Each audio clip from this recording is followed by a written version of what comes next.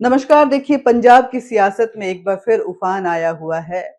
जालंधर के बीजेपी नेता के घर में जब ग्रेनेड हमला हुआ, तो उस वक्त में नेता प्रतिपक्ष ने ये कहा कि ये जो हमले हैं भगवंत मान की सरकार में, ये आम होते जा रहे हैं, ऐसे और कई हमले होंगे, जिसको लेकर के भगवंत मान जो हैं, वो दिल पर ले बैठेंगे हैं।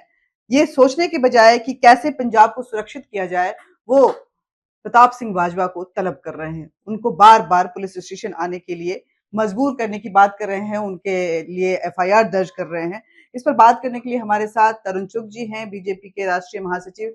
सर, पंजाब में ये जो हालात हो रहे हैं, सुरक्षा पे कम और बयानों पे ज्यादा ध्यान दिए जा रहे हैं, किस तरह से ले रहे हैं? आपदा और कापदा की मिली भगत से पंजाब में अशांति फैलाने की साजिश रची जा रही। दोनों दल पाकिस्तान से प्रेरित आतंकी गतिविधियों को गंभीरता से लेने की बजाय एक दूसरे के साथ मिलकर नूरा कुश्ती खेल रहे हैं, जिससे पंजाब की कानून व्यवस्था को तहस नहस किया जा रहा है। पंजाब में हाल ही के महीनों में 16 से अधिक ग्रेनेड हमले हुए, जो स्पष्ट रूप से आतंकी साजिश का परिणाम है।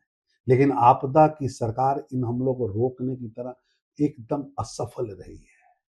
कोई प्लानिंग ही नहीं है, कोई योजना ही नहीं है। और दूसरी तरफ दोस्त गिरफ्तारियां भी नहीं हुई। गिरफ्तारियां हुई हैं, लेकिन कोई मेडिवल कौन चला रहा है, इसके पीछे किंग पिन कौन है?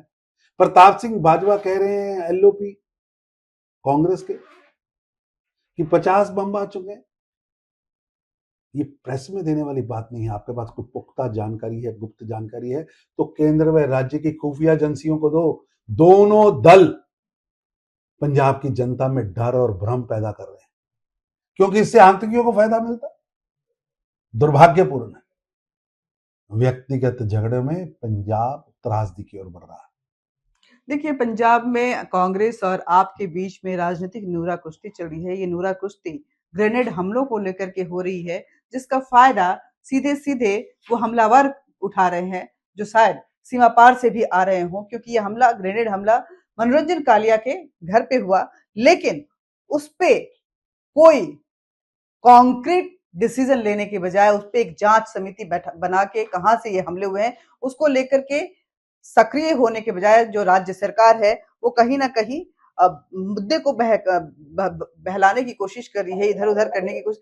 सर, भगवंत मान को जब भी देखा जाता है, जब बड़े मुद्दे आते हैं, जब इस तरह की चीजें आती हैं, तो वो कहीं ना कहीं डाइवर्ट होते। क्या उनको माना जाए कि कहीं ना कहीं उनको इस बात का आभास होता है कि कार्रवाई, दुरुस्त कार्रवाई, जो पोख्ता कार्रवाई है, जिसकी तार कहीं से जुड़े हुए हैं, उसको पकड़ना उनके वश की नहीं है, और कहीं ना कहीं उनको इस बात का आभास भी है कि कहां से ये चीजें हो रही हैं, और कांग्रेस में को भी इस बात का आभास है, इसीलिए टारगेट जो है बीजेपी हो रही है। ऐसा कि पुलिस स्टेशंस जो जनता को सुरक्षा की गारंटी है, उन पर 16 हमले होते हैं, और भगवंत मान की पूरी सरकार अतिथि देवो भव में लगी है।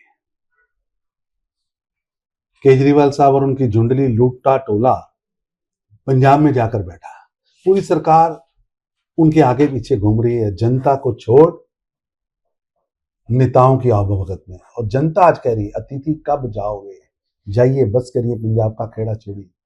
पर दुर्भाग्य है कि जमानती नकारे लोग पंजाब में आकर बैठ गए और नुसुखिए नलायक पंजाब चलाने का प्रयास कर रहे हैं, जिसका परिणाम है कि आज पंजाब में रंगदारी, किलिंग्स, ये आम बात हो गई है, जो कि एक सीमावर्ती प्रांत के लिए दुर्भाग्यपूर्ण।